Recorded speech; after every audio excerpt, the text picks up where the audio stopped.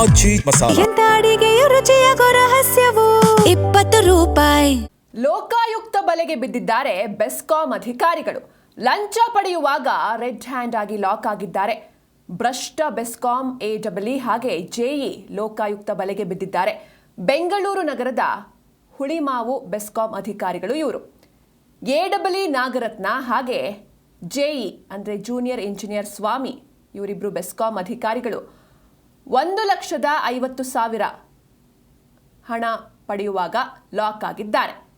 ಗುತ್ತಿಗೆದಾರ ಅರ್ಷದ್ ಉಲ್ಲಾ ದೂರಿನ ಹಿನ್ನೆಲೆ ದಾಳಿ ಮಾಡಲಾಗಿತ್ತು. ರೆಡ್ ಹ್ಯಾಂಡ್ ಆಗಿ ಲಾಕ್ ಆಗಿದ್ದಾರೆ.